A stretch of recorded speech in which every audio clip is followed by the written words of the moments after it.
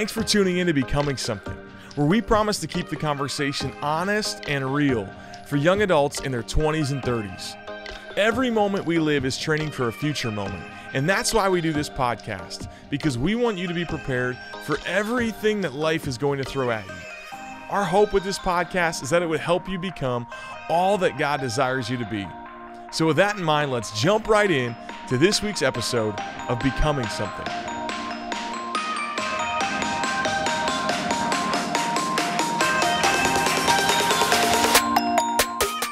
What's up, podcast world? It's your boy JP in the podcast studio with Nathan Hilgenkamp. Nathan H.C. Hilgenkamp. Okay, for these next 30 minutes, I'd like to spend this time talking to you guys about... And Kathy Davidson. Okay, hello. Kathy's here also. Gosh, Nate, you always do that to me. What did he do to you? He just always just starts talking and just tries to not remind people that I'm on this podcast. I feel like he's not for you. Yeah. Yeah, let's talk about I'm going to be completely honest. I'm for me. And whatever gets in the way I am so of this guy. I'm so thankful that for once you are completely honest. Right. Thank you. Thank you for being completely honest. No problem. That's what I'm here for, guys. Yeah. Okay, so just under that banner of honesty, let's ask you a couple questions. You can't lie, right? So liar, Jim Carrey, liar. I've never lied. Okay, so you can't lie. So do you have good style? Yes. Well, it just depends on... It depends on the definition of good and style. Okay. Are you handsome? Yes. Are you athletic? Depends on what stage of my life you're talking about. Are you smart? Yeah. Are you funny? Oh my gosh, yes. Okay. Are you cool? Yes. What are you not good at? Like sin. You're not a good sinner. I'm not. You're really bad at sinning. Does that mean you're perfect? And like events and stuff. Oh, that's for sure true. Yeah, like ordering popcorn and stuff. Bible knowledge. Yeah, right. Yeah. Is that all I do in our job? Asking about 1st and 2nd Kings, I don't know a whole lot about it. What do you know about 3rd Kings? Favorite verse in 3rd Kings? Yeah, I love the 3rd chapter. We 3 kings have traveled so far. What about 4th John? Is that the whole Leonardo da Vinci, like he was the 4th John was maybe in the painting or something? The Gospel of Thomas. Yeah. All right. Okay. You passed that test. You are smart. You really do know so much. Thank you guys. So appreciate that. Yeah. I feel loved. So what are we doing today? You said I didn't need a topic, so I don't have a topic today. Yeah. I slept in and So today, we did a podcast on deconstruction. And in that podcast, there was a post that was shared on a Instagram feed, and it was shared in my opinion, it was shared out of context and confusing. So I reached out to the guy who posted and just said, "Hey, would you take it down?" And he said, "Hey, I'd be willing to take it down if we can have a conversation." I said, "Great, absolutely." And so that's where we'll go today. So that's what's going to happen. So this is kind of surprising. I feel like people don't really do this. Yeah, like someone who unprecedented. Yeah, you might say. Yeah, I know we've never done this before. Typically, we're talking to buddies, and not saying this guy's not a buddy. I don't know him. My concern is people are going to think, hey, the reason here's how we can get on the BSO podcast. We can come after him. Yeah. But so that's not the case. We're not going to do that. But in this case, I thought it would be a helpful conversation. So.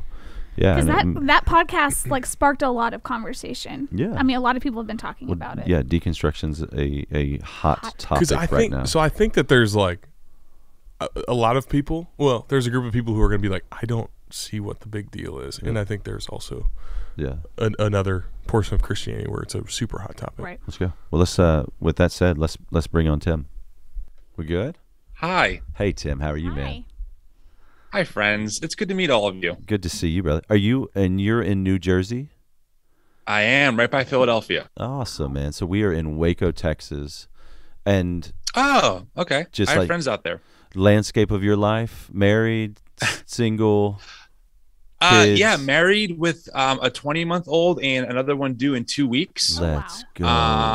Your life is about to change. Do this work full time. I also play music professionally on the weekends. So come on, I keep pretty busy. You're about to go from zone to man, or actually going to man, I guess.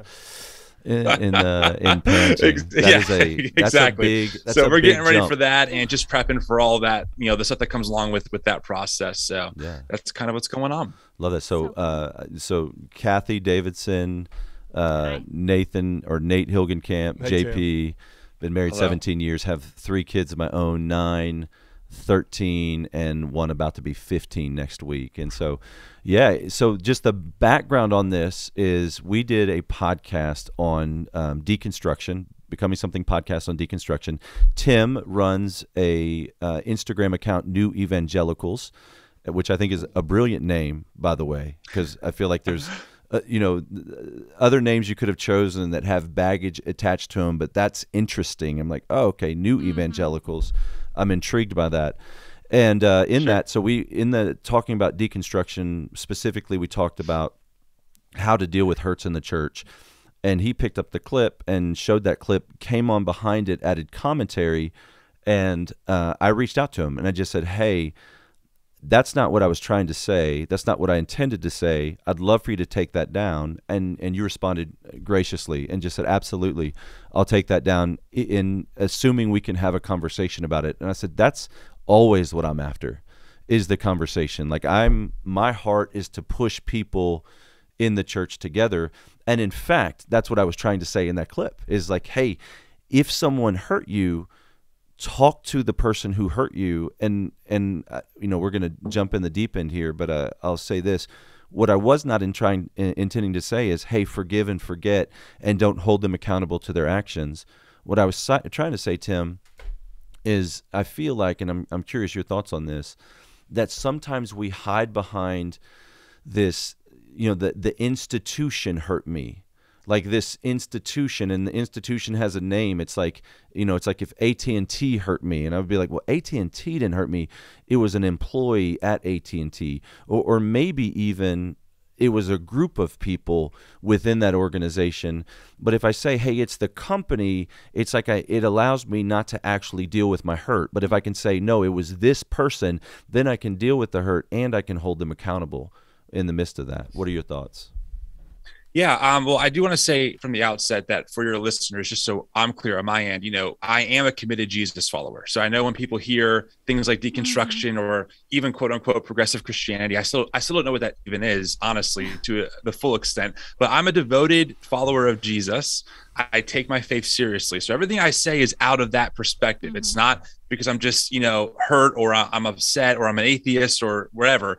I take that seriously. To your point, I think that when it comes to, in this case, church hurt, it's what does that person represent? I mean, pastors represent the institution that they lead. There's no way around that. And pastors have the final say ultimately in who could be a part of that church. Ultimately, and in this particular case, I can actually draw from my own experience, because this actually happened to me for the first time in my life about a year ago, where my church that I was faithfully involved with when I started this account shortly afterwards said, listen, you have to either stop doing what you're doing on social media or stop serving with us for 6 years. Now, the pastor ultimately is the one who has the authority to put me in that position to make a choice between serving at the church institution, right, or doing what I was doing on social media. I chose to stay with social media. It wasn't a choice I wanted to make. I didn't have any choice to say, actually, I'd rather do yes and yes, both and.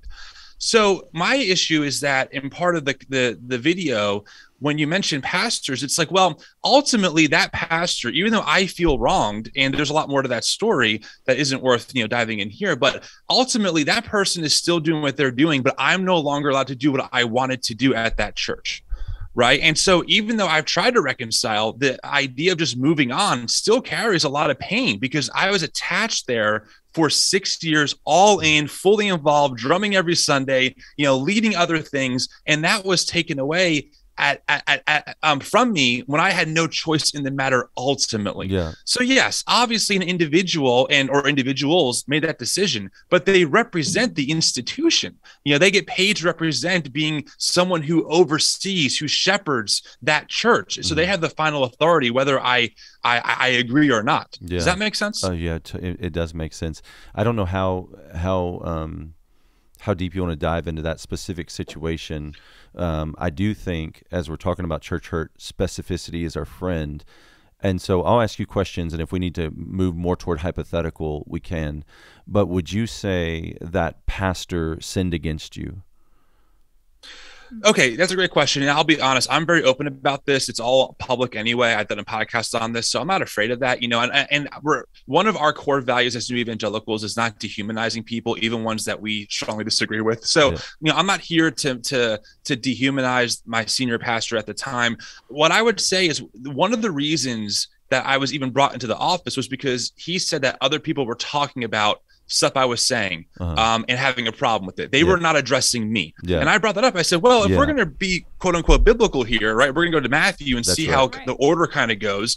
Why is no one coming to me about this? If they're offended, why are you coming to me? And he agreed. He said, well, I agree. But again, what was the consequence aimed at? Me. It wasn't those people who weren't coming to me. It wasn't even, I believe personally that the situation was mishandled greatly. But again, my options ultimately are, well, if the pastor doesn't see it my way, I still have to leave that institution. Right. And so that was kind of my concern, was like, where's the accountability, right, for when pastors make decisions that hurt people? And the answer we see in sound bites, to be fair, but you guys posted the clip, right, is, hey, if your pastor hurt you and you did all you can, you should just, do your best not to be bitter and move on. I didn't want to move on. I loved that church. I didn't want to leave that place. But again, it sounds like it's on me to try and heal and feel better, while the pastor really keeps going with no accountability. And this is a pattern we see even in the greater evangelical institution time and time again, where pastors,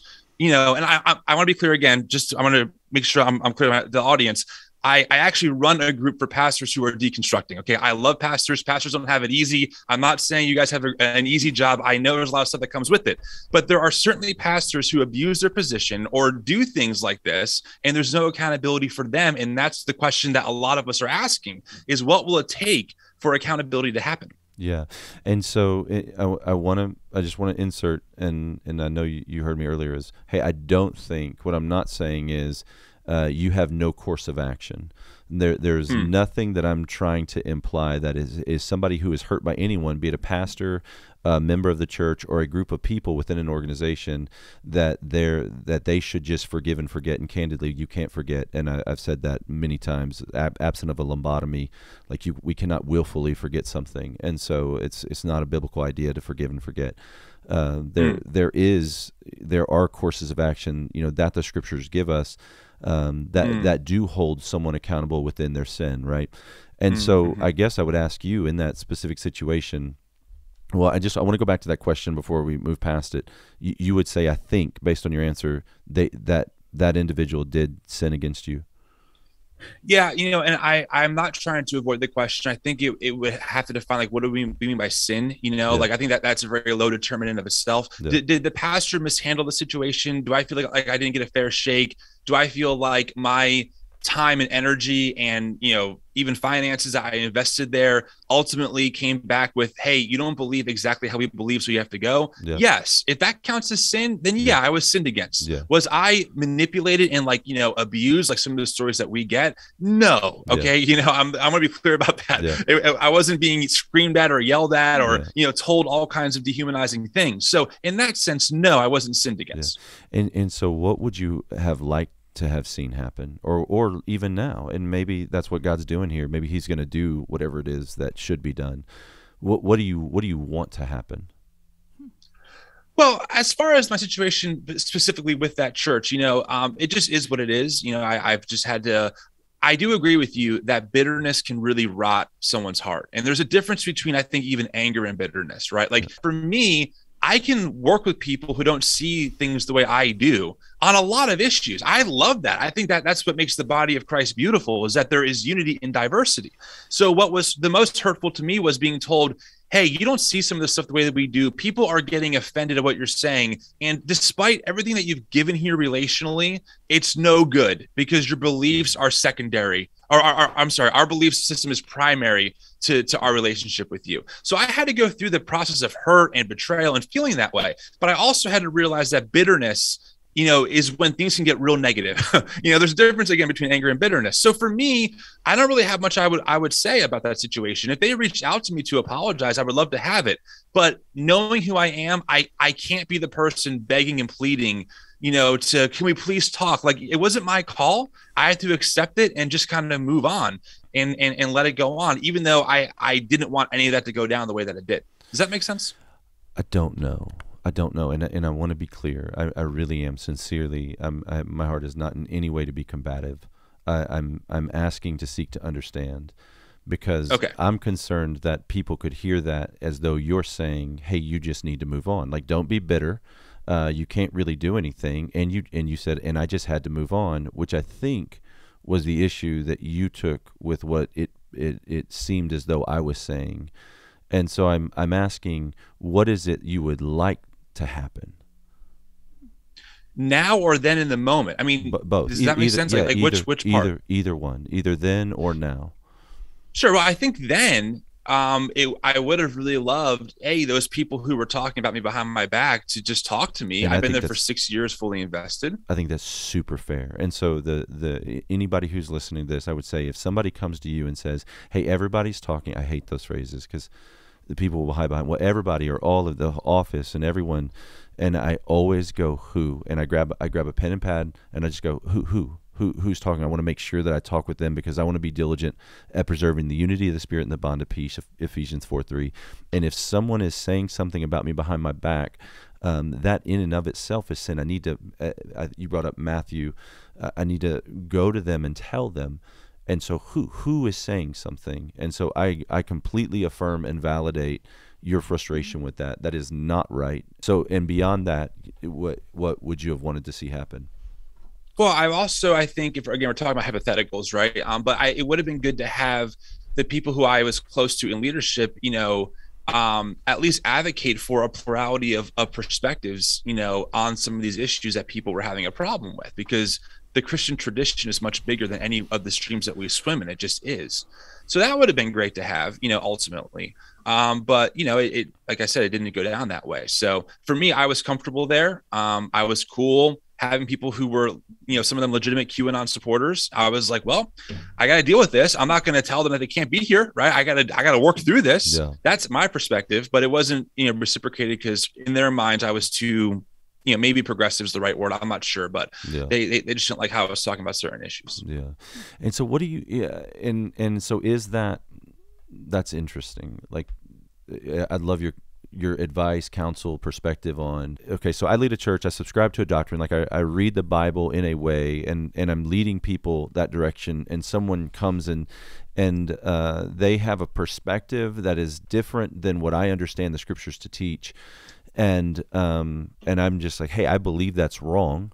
I have the freedom to believe that's wrong. And as I lead an organization, I have the freedom to shepherd this organization in a way to highlight that being wrong. How is that okay? Or is that going to create hurt within that person? Does that make sense? Like if someone says, and we can go with a specific, but it's just like, hey, I believe that we should gather on Sunday for church, and they say, hey, you know what, I really subscribe to the original Sabbath being Saturday. It shouldn't have changed. We're going to gather on Saturday. You can do your deal on Sunday, but we're going to hold youth group on Saturday. And I'm like, man, I really would prefer you not to do that. I don't believe that's right. Here's why. And I'm making this, I'm kind of trying to come up with a ridiculous one. Like, can I do that? Like, is that okay? Is there a way for me to do that in a way that doesn't create hurt for that person, and we can agree to part ways? And I say, hey, I no longer want you working here because you seem to insist on taking people a direction that I don't want the church to go. Yeah, I mean, for sure. And this is a very situational situation, right? Depends on what we're talking about. But in this case, if a church has clear, policies and procedures, and hey, it's very clear this is how we do things. And if you get hired or if you volunteer here, you're acknowledging that this is how we do things and you're comfortable with that, right? And someone goes, actually, no, like I disagree with this thing in the handbook. I'm making up an example, right? And no, I'm going to plant my flag that my youth group should be meeting Saturday nights. It's more biblical. Yeah. I totally get how a pastor can say, listen, I hear you. And I'm not even saying that you can't do that, but as a church institution, we've already kind of decided this as a corporate body, right? That we land here. Can you give on this part, right? That's one thing.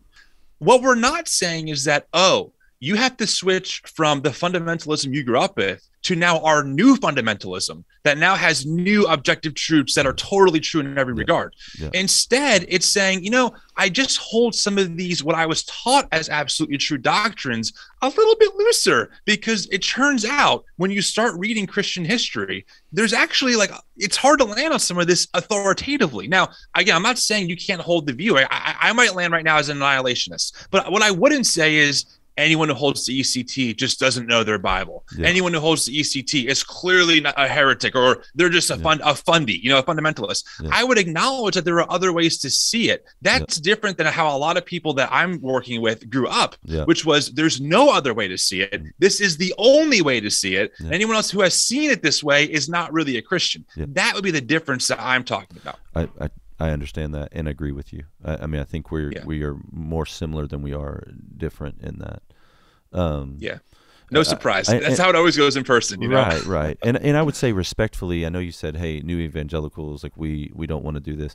And I think based on this conversation with you that's true. I think there are a lot of people that are sitting in their hurt, not moving forward in their hurt, that are not rebuilding. They're not holding their hands open. They're not wanting to create space for healthy disagreement.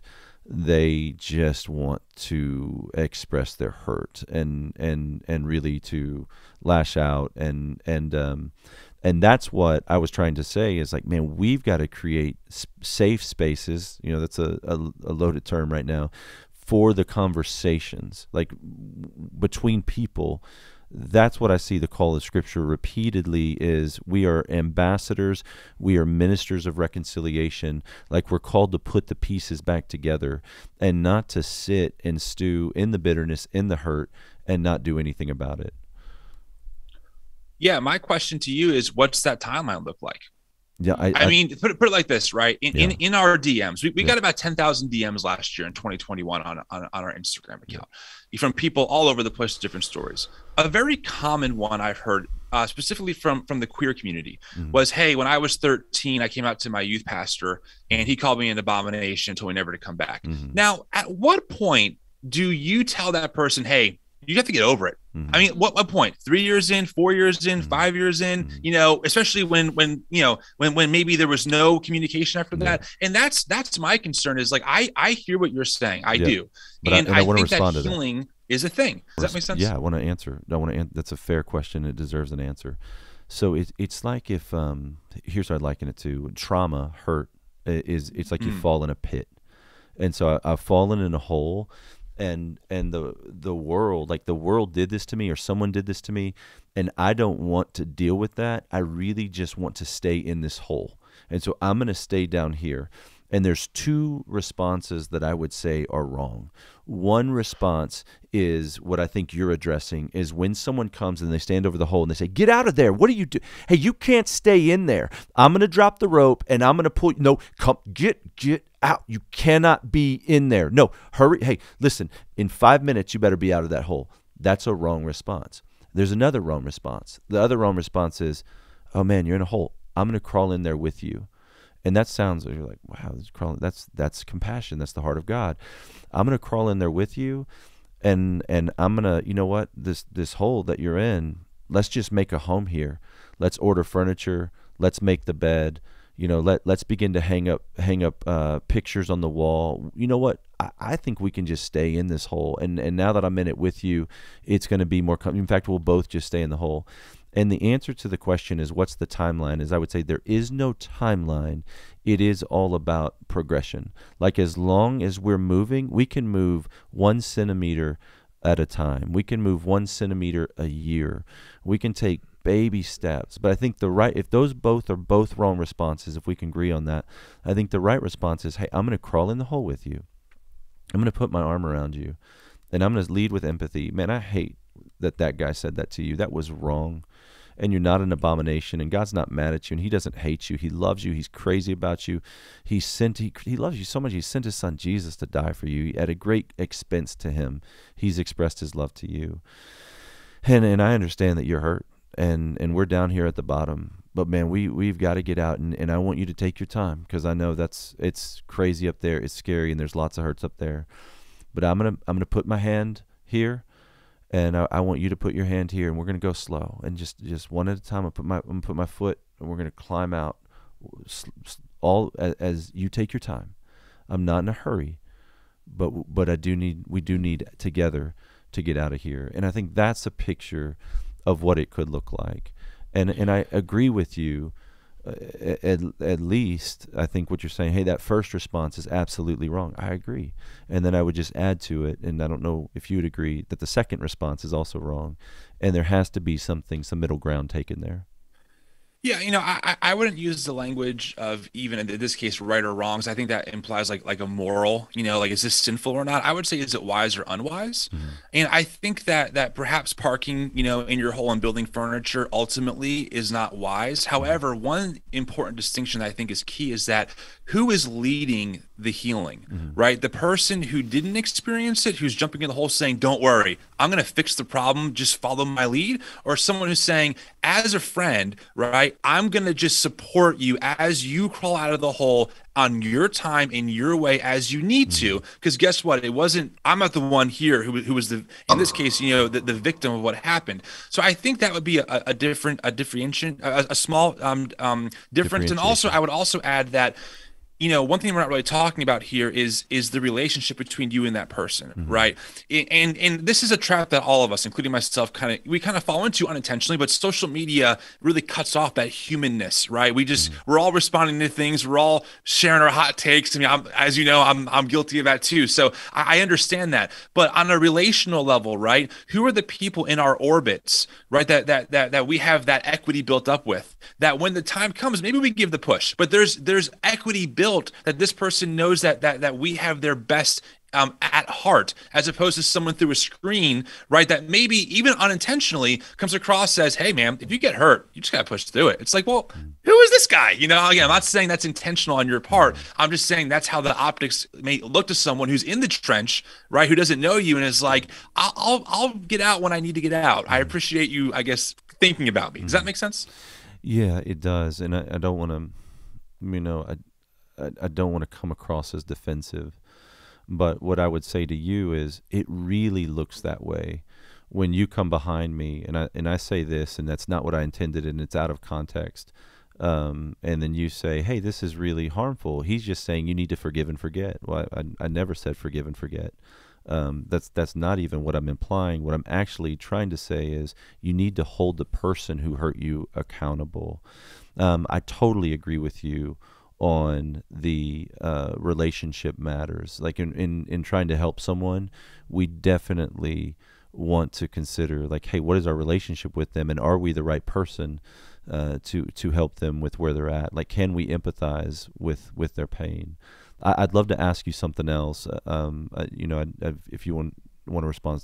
I was just going to say that, and I want to be clear, I'm totally fine being pressed. It doesn't bother me. I'm not offended by it or anything like that. But, the video that is shared on the account, like, it's pretty clear, like, that if a pastor hurts you or someone hurts you, you do your best to start the moving on process as soon as you're able to, like, you shake the dust off your feet. That's kind of the impression I thought was pretty clear. Now, I'll have to rewatch it to be frank, but I just want to point out one last thought about that, is that, you mentioned like accountability, but I just want to say, like, I have no power to hold my senior pastor accountable for anything that I think he did wrong to me. That I could go to his house tomorrow and say, you wronged me, and he could say, I disagree, and there would be nothing else. There'd be no church council. He wouldn't be brought before the church to talk about it. It would not happen, because I'm going to use the word, the power dynamic is very different. So I think that's something that we have to be aware of, is that, some people in their positions of authority and leadership over churches do have a difference in how they're held accountable versus, someone like myself who was just a volunteer. That's all. I'd say that's true in unhealthy circumstances. If you're saying that volunteer doesn't have a course of action, but it does, like the scripture does give us a course of action with an elder, that we can take someone with us and bring an accusation against an elder, and I think that's why elders are so important. That's why I think you have to have other people, that pastor, like myself, I have to be subject to someone, and not just one person that I can try to win over and manipulate, but really a multitude of people, a diversity of personality, a diversity of others walking in the Spirit that will hold me accountable to being a servant. And this is another thing that I think we'd agree on. I really think that like the age of celebrity pastor, the age of deeming someone with ultimate authority, it's not healthy. And that the pastor is the chief servant. Like, they're the ones that setting out the chairs. They're the ones that are cleaning the toilets. They're the ones that are visiting people in the hospital. They're the ones that are caring for people. And we've kind of left that behind. Yeah, man. Well, I appreciate, again, just your gracious response to my request, and for coming on here and having the conversation. Any questions for us or for these guys? You guys have been kind to sit there and be like the armor bearers or whatever. It's always good to hear, I'm sure I know you're familiar with the term deconstruction. I think in one of the other reels, you kind of made it, your view of it seemed to be like, potentially parts of deconstruction, I don't want to mischaracterize what you're saying, is that, we're just trying to demo the house and never rebuild kind of thing. So I would always like to have your perspectives on what you think about deconstruction from the outside looking in. Yeah. So that this would be a grievance that I take with you respectfully. So I wouldn't say that. Like, I wouldn't say, you said we're just trying, those are broad brush statements. We're just trying to demo the house and not rebuild. I would say there are people who in deconstruction stay there. So deconstruction is a huge part of my story, an enormous part of my story. So I grew up in the church. I went to a parochial school for 9 years, and I got to this. I went to college, and I came to this place, this crisis of the faith, where I was like, man, what do I really believe? And I had all of these. I mean, I was involved in a Catholic church, a Lutheran church, and a Baptist church, and then a non-denominational church. And so I had all of these expressions of churches, and in each of them, broken expressions of churches. And I came to this place that was like, what do I hold on to? Like, how do I know what's true? And I had to begin to deconstruct. And we didn't call it then. This was 20 years ago, and so I didn't. That word wasn't in my vocabulary in that way. But as I look back, Tim, that's exactly what I did was deconstruct. And so what I would advise somebody is it's exactly kind of go back to my whole scenario, if you will. It's like, man, you are fine to erase the whiteboard, and then begin to ask the question, what's true? What I don't think is healthy, and I think you agree based on the limited, clips I've seen, is when someone just stays in, in the illustration I used is in demo mode. Like, they just, hey, I want to stay in tear the house down mode.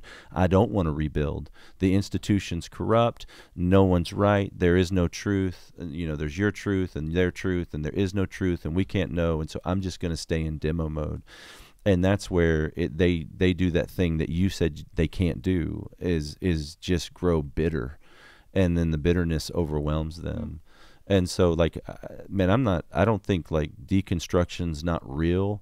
I'm always like, hey, what do you mean by that? When someone says it, because I want, different people will define it in different ways. And then I would say, as someone said, I think on a comment of that video as it was up, there was like, hey, he needs to talk to somebody who's gone through it. I'm like, man, I have gone through it. That is an enormous part of my story, is deconstruction. And the rebuilding and trying to understand, okay, what is true? And it has led me to this place, like you said, of like, all right, man, here's what I believe to be true. Like, here's strong convictions. The tomb is empty, like Christ crucified, he resurrected. And then there's a lot of other things that I hold with an open hand. Hey, I believe this is what it means, but I know people much smarter than me believe it means that, and I respect that. And they are brothers and sisters in Christ. So that's how I would say. Can you, just so I understand it, I don't mind you pushing me back at all, but can you explain how I mischaracterized what you just said? Because I thought I was pretty fair when I said that you think that some people in deconstruction are staying in demo day, or just trying to demo things and not rebuild anything. So did I mischaracterize what you said in your reel? Yeah, thank you. You said just now, you said some people in deconstruction are staying in demo day. And the first time you said, what you're saying about us in deconstruction is that we just stay in demo day. And so those two statements, I think the big word, I don't mean to nitpick, is just that word some. I'm saying there are people in deconstruction who don't want to rebuild. And if you said, hey, if you came behind me and said, see what he just said? He said that everyone in deconstruction just stays in demo day. I'd say, whoa, no, that's not what I'm saying at all. That's not what I'm saying. He's saying that we just need to forgive and forget and move on. I'm like, no, that's not what I'm saying at all. I'm saying you will need to forgive. You won't forget. And you do need to hold anybody who hurt you accountable to their action. I'm saying all of those things. And so if somebody came behind me and just said, hey, he's saying that that we're just supposed to forgive and forget, I'm like, oh, gosh, that's not at all what I meant. You do need to forgive. That's true. I don't want you to grow bitter. That's true. And you do need to hold someone responsible for their actions. That's also true. And so all of those things can be true.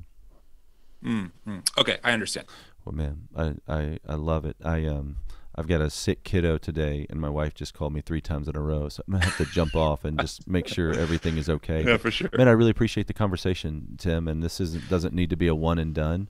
We're here, and thanks for, again, just graciously responding to that DM and honoring your word, and here we are.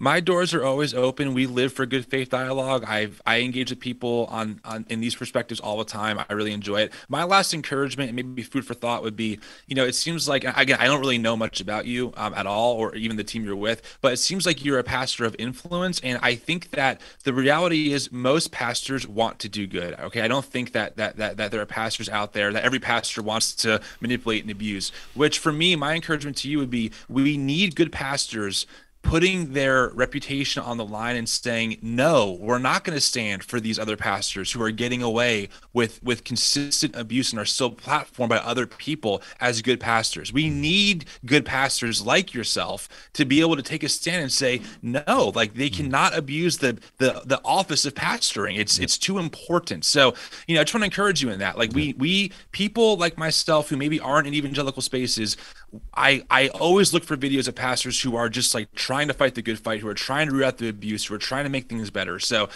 keep doing your thing, but we definitely need pastors out there doing that kind of work. I receive that. I commit to you that I will, and I would just ask you and your listeners to pray for me, truly, and pray for courage and pray for boldness and pray for truth. There is and this is, I hesitate to say this out of concern that you'll hear it as a cop-out. For me, it's like, hey, I really want to understand what's happening there, and I've got to figure out whose word to take for it. And so the closer that I am to the situation, certainly the easier it is to do that. You can't sadly always trust the headlines, and I think you have a lot of people, not you specifically, there are a lot of people that are quick to be outraged by headlines. And that is not to say that real abuse doesn't happen. That's not to say that there are not real predators out there.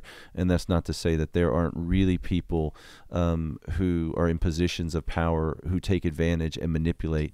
And I want you to hear me clearly say they need to be held accountable. And I believe the only thing necessary for evil to prevail is for good people to do nothing. And I'm committed to not doing nothing. When I'm aware, when I'm educated, when I see it. And when I do see it, I try to move closer to it, and I try to do my homework and understand what's going on. But I appreciate you, man. Again, please, the appeal there is to pray for me. And so I'm grateful for you. Thank you so much for the time and the conversation. It was a pleasure. Talk to y'all later. All right. Bye, buddy. See ya. Man, I just thought whatever I had to say was so profound. Like, I was taking notes, bro. We just dropped some. I was on fire, which I'm not surprised. You guys abandoned me. Dude, we couldn't get a word in. Y'all left me there. We could not get a word in. You did fine. It's because I was just fascinated. Y'all straight up just left me on an island. No, you two both are like friendly debaters. You love it. I know. I do. I really do like people like that. I love those conversations. Space, like I would love nothing more than just to like sit on a couch and spend the entire day together.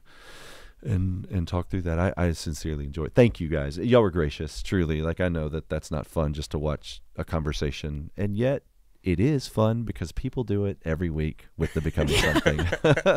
We just listen to our own podcast, so it's fine. Hey, we love you guys. Thanks for tuning in. We'll see you next week. Bye.